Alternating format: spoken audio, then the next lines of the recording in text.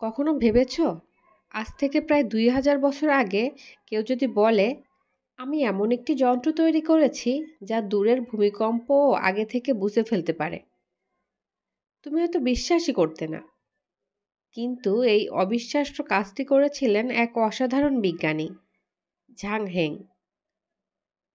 তিনি শুধু বিজ্ঞানীই ছিলেন না, ছিলেন কবি, দার্শনিক, জ্যোতির্বিদ, গণিতবিদ এবং প্রকৌশলী, একজন মাল্টিজিনিয়াস। আজকের ভিডিওতে আমরা জানব তার বিস্ময়কর জীবন, তার যুগান্তকারী আবিষ্কার আর কেমন করে তিনি চীনের ইতিহাসে অমর হয়ে আছেন সেই সম্পর্কে। আসসালামু আলাইকুম, আমি মুসলিমা ইভা আর তুমি দেখছো let's learn with Eva and Kidos. চলো শুরু করা যাক আজকের জ্ঞানের যাত্রা। ঝাং হেং জন্মগ্রহণ করেন খ্রিস্টাব্দ ৭৮ সালে চীনের নানইয়াং নামের এক ছোট্ট প্রদেশে। তখন চীন ছিল পূর্ব হান রাজবংশ বা ইস্টার্ন হান ডাইনাস্টির অধীনে। এই সময়টা ছিল জ্ঞানের পুনর্জাগরণের যুগ, যখন বিজ্ঞান, দর্শন, সাহিত্য সব ক্ষেত্রেই নবজাগরণ হচ্ছিল। শৈশব থেকেই ঝাং হেং ছিলেন কৌতূহলী ও অনুসন্ধিৎসু।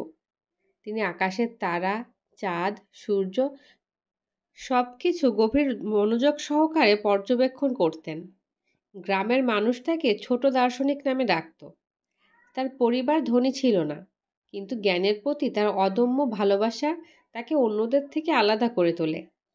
তিনি নিজে নিজে প্রাচীন চীনা সাহিত্য, গণিত, জ্যোতির্বিদ্যা বা অ্যাস্ট্রোনমি ও দর্শন শিখেছিলেন। যুবক বয়সে ঝাং হেং যান রাজধানী লুয়াং শহরে। সেখানে তিনি দর্শন, প্রকৌশল এবং জ্যোতির্বিদ্যা বিষয়ে অধ্যয়ন করেন। তার শিক্ষকরা বলতেন এই তরুণ একদিন চীনের ইতিহাস বদলে দেবে। কিন্তু ঝাং হেং কখনো শুধু বইয়ে সীমাবদ্ধ ছিলেন না। তিনি চেয়েছিলেন তত্ত্বকে বাস্তব রূপ দিতে, অর্থাৎ যা জানি তা ব্যবহার করে মানুষের উপকার করতে।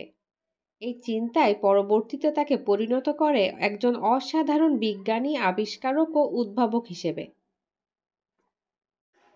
ঝাং হেং ছিলেন প্রকৃতি ও প্রযুক্তির এক অনন্য মিশ্রণ। তার সবচেয়ে বিখ্যাত আবিষ্কার হল সাইসমোস্কোপ, যা পৃথিবীর প্রথম ভূমিকম্প শনাক্তকারী যন্ত্র হিসেবে আবিষ্কৃত হয়। খ্রিস্টাব্দ ১৩২ সালে তিনি এই আশ্চর্য যন্ত্রটি তৈরি করেন। এটি ছিল একটি বড় ব্রোঞ্জের পাত্র, যার চারপাশে ৮টি ড্রাগন আকৃতির মুখ ছিল। প্রতিটি ড্রাগনের মুখে ছিল একটি ছোট বল। যখন পৃথিবীর কোনো স্থানে ভূমিকম্প ঘটত, তখন পাত্রের ভেতরে সূক্ষ্ম মেকানিজম কম্পন শনাক্ত করত এবং নির্দিষ্ট দিকে ড্রাগনের মুখ থেকে একটি বল পড়ে যেত নিচের ব্যাঙের মুখে। এইভাবে ঝাং হেং জানতে পারতেন ভূমিকম্প কোন দিক থেকে এসেছে। একবার রাজধানীতে কিছু টের পাওয়া যায়নি, কিন্তু যন্ত্রটি একদিকে ড্রাগন থেকে বল ফেলে দেয়। কিছুদিন পর খবর আসে ঠিক সেই দিকে দূরে ভয়াবহ ভূমিকম্প হয়েছিল। এই ঘটনায় প্রমাণ করে দেয় যে তার সাইসমোস্কোপ সত্যিই কার্যকর ছিল। তুমি হয়তো জানলে অবাক হবে যে আধুনিক ভূমিকম্প গবেষণার বা সাইসমোলজির ইতিহাসে ঝাং হেংয়ের নাম শ্রদ্ধার সাথে উচ্চারিত হয়। তিনি শুধু ভূমিকম্প নয়, আকাশের রহস্য নিয়েও গবেষণা করেছেন। ঝাং হেং ছিলেন একজন দক্ষ জ্যোতির্বিদ। তিনি সূর্য, চাঁদ ও গ্রহের গতি অধ্যয়ন করেন এবং একটি নতুন মহাবিশ্বের মডেল তৈরি করেন, যাকে বলা হয় হুনতিয়ান থিওরি। সেখানে পৃথিবী গোলাকার এবং মহাকাশে ভাসমান বলেই তিনি প্রথম ধারণা দেন। তিনি তৈরি করেন একটি ঘূর্ণমান আকাশযন্ত্র, যাকে বলা হয় আর্মিলারি স্ফিয়ার, যেটি ব্যবহার করে সূর্য, চাঁদ ও তারার অবস্থান নির্ণয় করা যেত। এমনকি তিনি চাঁদের আলো সম্পর্কেও একটি গুরুত্বপূর্ণ ব্যাখ্যা দেন। তিনি বলেন চাঁদের আলো নিজস্ব নয়, এটি সূর্যের প্রতিফলন। এটাই আধুনিক জ্যোতির্বিজ্ঞানে প্রতিফলিত আলোর ধারণার প্রাচীনতম উদাহরণ। এটা একটা অবাক করা বিষয় না? যেটা আমরা এখন পড়াশোনা করছি সেটা তিনি হাজার হাজার বছর আগে আমাদেরকে জানিয়ে গিয়েছেন। ঝাং হেং ছিলেন একজন দক্ষ গণিতবিদও। তিনি পাই-এর মান নির্ণয় করেন প্রায় 3.14, যা আধুনিক মানের কাছাকাছি। তার সময়ের জন্য এটি ছিল এক অবিশ্বাস্য সাফল্য। তিনি জলের প্রবাহ মাপার যন্ত্র, সূর্যঘড়ি এবং জ্যোতির্বিদ্যার গণনার নতুন পদ্ধতি আবিষ্কার করেন। তুমি জানলে অবাক হবে যে তার আবিষ্কারগুলো আধুনিক প্রকৌশল ও পদার্থবিজ্ঞানের প্রাথমিক ভিত্তিও তৈরি করে। ঝাং হেং শুধু বিজ্ঞানীই ছিলেন না, তিনি ছিলেন একজন কাব্যিক মননের মানুষ। তিনি বহু কবিতা, প্রবন্ধ ও দার্শনিক রচনা লিখেছেন। তার বিখ্যাত একটি রচনা হল লিংসিয়ান, যেখানে তিনি মহাবিশ্ব, প্রকৃতি ও মানুষের সম্পর্ক নিয়ে আলোচনা করেন। তিনি বিশ্বাস করতেন বিজ্ঞান ও সাহিত্য একে অপরের পরিপূরক। যেখানে বিজ্ঞান শেখায় কিভাবে, সেখানে সাহিত্য শেখায় কেন।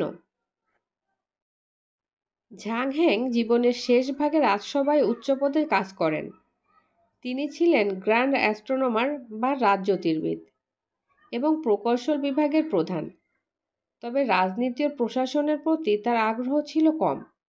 তিনি বেশি সময় দিতেন গবেষণা ও লেখালেখিতে।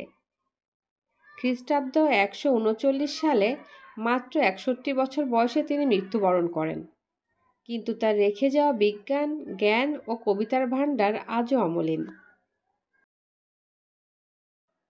ঝাং হেং ছিলেন এমন এক প্রতিভা যিনি সময়ের সীমা অতিক্রম করেছেন। তিনি শিখিয়েছেন জ্ঞানের কোনো সীমা নেই। একজন মানুষ একসাথে বিজ্ঞানী, শিল্পী, কবি সব কিছুই হতে পারে।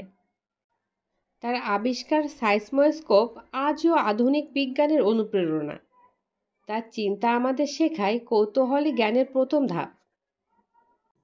বন্ধুরা, আজকের ভিডিওতে এতটুকুই। তুমি যদি এমন আরও অনুপ্রেরণামূলক বিজ্ঞানীদের গল্প জানতে চাও, তাহলে অবশ্যই সাবস্ক্রাইব করো let's learn with Eva and Kidos. এবং আমাদের চ্যানেলের ভিডিও সবার আগে যেন তোমার কাছে নোটিফিকেশন হিসেবে পৌঁছে যায়, তার জন্য অবশ্যই বেল আইকনটি প্রেস করে দিও। আমাদের আজকের ভিডিওটি কেমন লাগলো সেটা অবশ্যই কমেন্টে জানিও। আর লাইক করে দিও এবং অন্যরা যাতে জানতে পারে তার জন্য শেয়ার করে দিও। দেখা হবে পরবর্তী কোনো ভিডিওতে নতুন কোনো বিজ্ঞানীর জীবনী নিয়ে। ও আরেকটা কথা, এতদিন পর্যন্ত যত বিজ্ঞানীদের জীবনী আপলোড করা হয়েছে তার লিঙ্ক তোমরা ডেসক্রিপশন বক্সে পেয়ে যাবে। সবাই ভালো থেকো, সুস্থ থেকো। আবারও দেখা হবে ইনশাল্লাহ। আল্লাহ হাফেজ।